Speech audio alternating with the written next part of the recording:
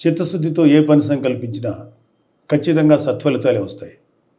కొత్త ఆలోచన విధానాలతో ముందడుగు వేస్తే విజయం వెతుక్కుంటూ వస్తుంది. మనం చేసే పనిలో చిత్తశుద్ధి, ఆలోచనలో స్పష్టత, నవ్యత, బాధ్యత, జవాబుదారీతనం ఉంటే వెన్ను తట్టేందుకు అనుభవజ్ఞులు ముందుకు వస్తారు. ఈ మాటలు ఎందుకు చెప్తున్నానంటే, ఆంధ్రప్రదేశ్ ఉప ముఖ్యమంత్రి పవన్ కళ్యాణ్ గారు తనకు అప్పగించిన బాధ్యతలను చిత్తశుద్ధితో నెరవేర్చే శక్తి సామర్థ్యాలు పుష్కలంగా ఉన్నాయి. తను చేసే ఆలోచనల్లో ఆచరణాత్మకత, కొత్తదనం కలిగిన వ్యక్తి. అన్నిటికీ మించి తనకు వచ్చిన బాధ్యతను హోదాకి, దర్పానికి చిహ్నాలుగా భావించరు. జవాబుదారీతనంతో నిర్వర్తిస్తారు. అందుకే గౌరవ ప్రధానమంత్రి శ్రీ నరేంద్ర మోడీ గారి నాయకత్వంలోని కేంద్ర ప్రభుత్వం గత 100 రోజుల్లో ఆంధ్రప్రదేశ్ రాష్ట్ర పంచాయతీరాజ్ గ్రామీణాభివృద్ధి శాఖకు ఇతోధికంగా ప్రోత్సాహిస్తూ నిధులు విడుదల చేస్తుంది. గౌరవ ముఖ్యమంత్రి శ్రీ చంద్రబాబు నాయుడు గారి అనుభవం, గౌరవ ఉప ముఖ్యమంత్రి గారి చిత్తశుద్ధి, జవాబుదారీతనం కలబోసిన ఆంధ్రప్రదేశ్ ప్రభుత్వం పాలనపై కేంద్రానికి విశ్వాసం కలిగింది.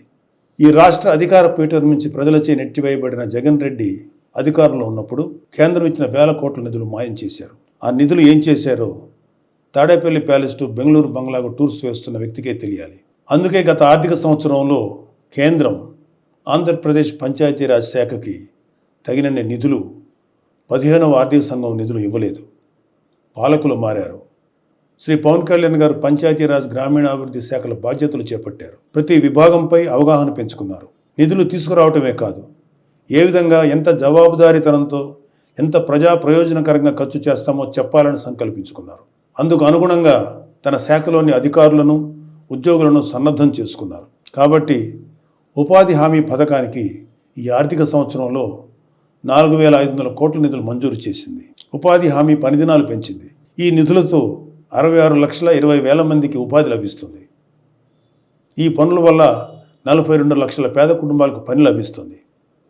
4,500 కోట్ల విలువైన ప్రజల అవసరాలు తీర్చగలిగే పనులు చేసుకోగలం. ఈ నిధులను అన్ని గ్రామాలకు కేటాయించి పనులు మొదలు పెట్టించారు శ్రీ పవన్ కళ్యాణ్ గారు. ఆ పనులు కూడా ఎక్కడో ఆఫీస్ గదులు కూర్చొని నిర్ణయించడం కాదు, ప్రజలే తమ గ్రామానికి ఏ పనులు చేయించుకోవాలో నిర్ణయించుకోవాలి. అందుకు గ్రామసభ వేదిక కావాలని సంకల్పించారు.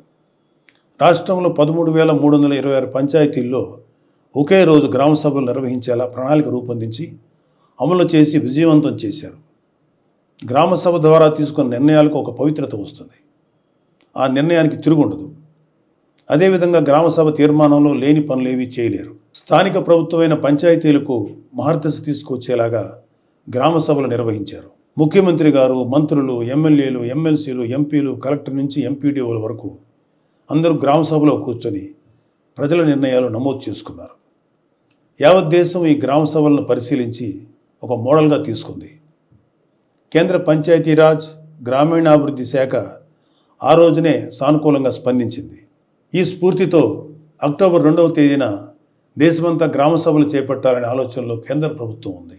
ఆంధ్రప్రదేశ్లో నిర్వహించిన గ్రామసభలు ప్రపంచ రికార్డు సృష్టించాయి. రికార్డు పత్రాన్ని వరల్డ్ రికార్డ్స్ యూనియన్ ప్రతినిధి నుంచి ఇటీవలే శ్రీ పవన్ కళ్యాణ్ గారు స్వీకరించారు. ఉపాధి హామీ నిధులే కాదు, 15వ ఆర్థిక సంఘం నుంచి కూడా నిధులు సాధించారు. వెళ్ళిపోయిన వైసీపీ వాళ్ళ మీద నమ్మకం లేక కేంద్రం నిధులు ఇవ్వలేదు. పవన్ కళ్యాణ్ గారు కేంద్రంతో మాట్లాడి 1987 కోట్ల రూపాయల నిధుల్ని కొద్ది రోజుల కిందటే మంజూరు చేయించారు. ఉపాధి హామీ నిధులు 4,500 కోట్లు కావచ్చు, ఆర్థిక సంఘం నుంచి సుమారు 987 కోట్లు కావచ్చు, కేంద్రం నుంచి సాధించింది ఆంధ్రప్రదేశ్ పంచాయతీరాజ్ శాఖ. అది పాలన చేపట్టిన 100 రోజుల్లోపు. 100 రోజుల్లోపు నిధులు సాధించడమే కాదు, వాటి వినియోగానికి ప్రణాళికలు రూపొందించి అమలు చేయడం విశేషం. అది ఒక నాయకుడు చిత్తశుద్ధి, జవాబుదారీతనం తాలూకు ఫలితం. ఖచ్చితంగా ఆంధ్రప్రదేశ్లోని పల్లె పల్లెలకు మంచి రోజులు వచ్చాయి. స్వర్ణ పంచాయతీలు అనే కూటమి ప్రభుత్వం లక్ష్యం ఖచ్చితంగా సాధిస్తాం. నమస్తే.